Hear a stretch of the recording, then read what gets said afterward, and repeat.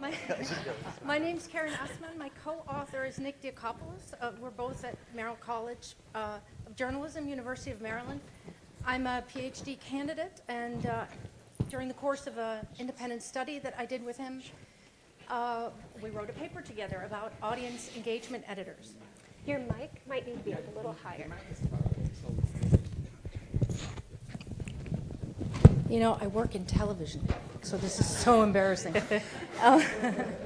And yet, I have beamed up a picture of a newspaper. I want to give you a little bit of background, my personal background, because I think the work that I'm engaging in as a journalist who's sort of crossing over into the world of academia has some deep-rooted psychological reason.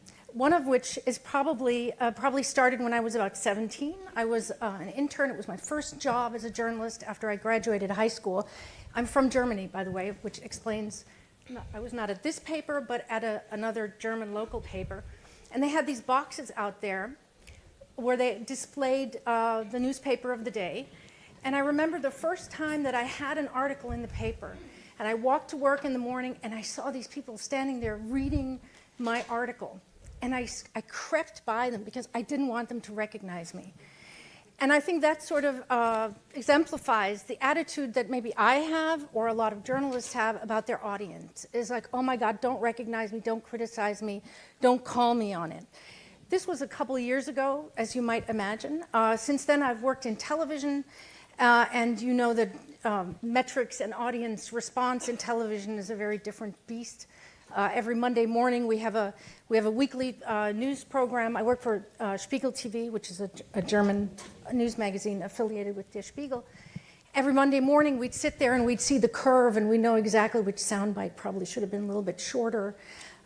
So you know, my relationship with the audience has been, during my professional career as a journalist, one that I understood to be somewhat difficult, and I think I recognized that with a lot of people. When I went to University of Maryland and they asked me, what do you want to do your work on? I said, well, I'm interested in metrics, how using metrics affects the way journalists do their work, because I think we are affected by the love of the audience or the lack thereof. During the course of my work, I've seen that I really want to look at what the turn towards the audience, the need to actually take our audience seriously, how that affects newsroom practice. So during my independent study, I wanted to ask myself what actually happens in newsrooms as metrics become really a regular part of the journalist's job. I looked at what, I figured that there was something going on that was helping journalists change the way they felt about them. So from a theoretical point of view, I looked at, you know, what has changed. There's been a digital innovation and leaning on convergence literature and diffusion of innovation literature.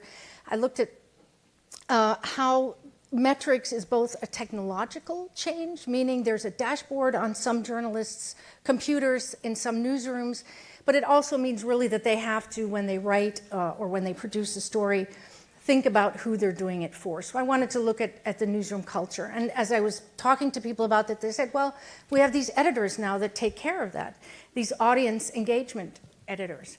But most people I talked to, when I said, well, what exactly do, they weren't really sure what they did. So I figured if I'm going to write a dissertation about how all of this changes newsroom culture, I better look at what are these editors doing in newsrooms. And so my really simple research questions were, what do they do?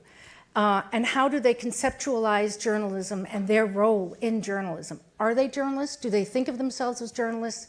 Or are they sort of technical innovators that are just bringing a change to the newsroom?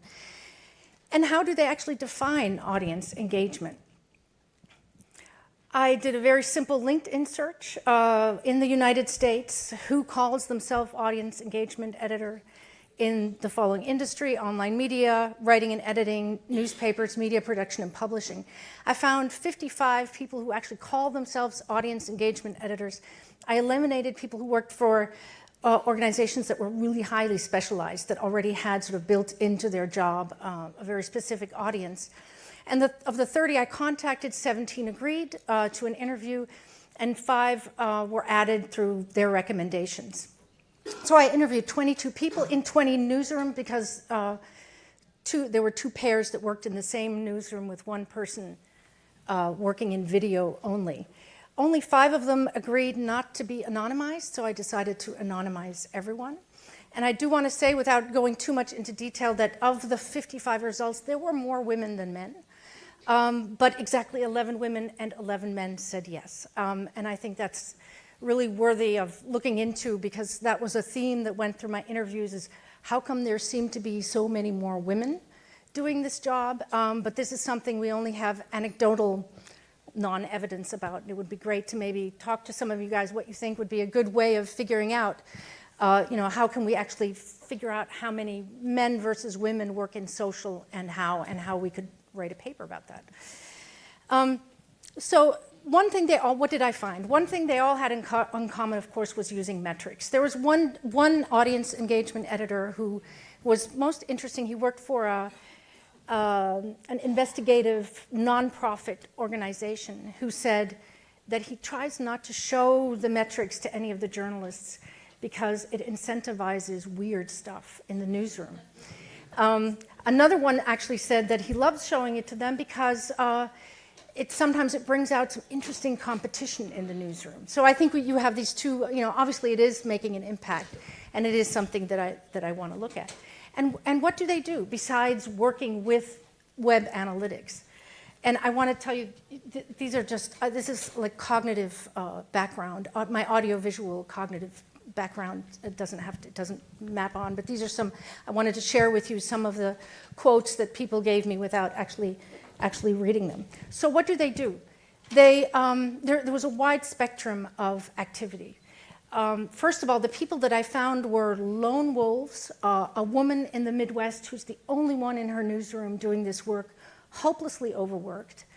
And then on the other side of the spectrum, somebody in a huge newsroom who was just one of many, many, many who had a system of embedding audience engagement editors with the journalists. So you have to imagine 1 month long, you have one audience engagement editor next to a journalist, coaching them, telling them, look, what you just wrote, that would be great on Facebook.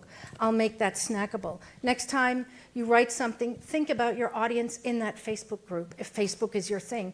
So you have this spectrum of really highly, I would say well-funded, and therefore very specialized work. And on the other hand, people who are really struggling to get everything on social, to make sure that they can fulfill all the needs, and at the same time do what the other thing that they all had in common, which is work at convincing journalists that what they needed to do in order to engage the audiences was necessary. So that's another common thread that I found, that a lot of people had to really do coaching and do a lot of convincing. Convincing of that means that's how many minutes I have left, correct? Okay, thank you. You're not making me do math. They had to do a lot of convincing. Another thing that I thought was striking was the answer to the question that I asked, do you consider yourself journalist? Again, a wide spectrum. One person said, my heart is bleeding. I am not. I wish I was. I used to be. I wish I was. Another person said she wanted to hang up because she thought that question was so insulting. Of course she's a journalist. So this shows that the field is still really wide open. And I think I did, in this slide, you can see some of the things that they say their identity is. Story sellers, trading in stories. They really define journalism in new and interesting ways. So when I asked them, who is your audience?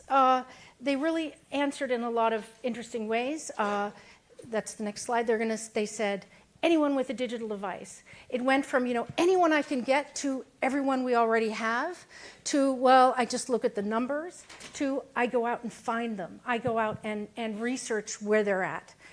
The question about engagement, I thought was also, it was the one that solicited the most laughter.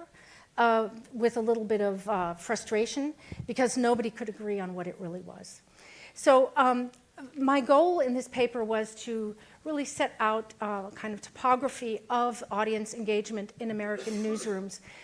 It's in flux, it's changing as we speak, but I think what is very clear is that the audience engagement editors are translators, and they are change agents who are explaining to the journalists what they need to do. The language that they use, and this is one of the most important points, I think, really is, and I don't think it's a secret to anyone, it's the language of marketing.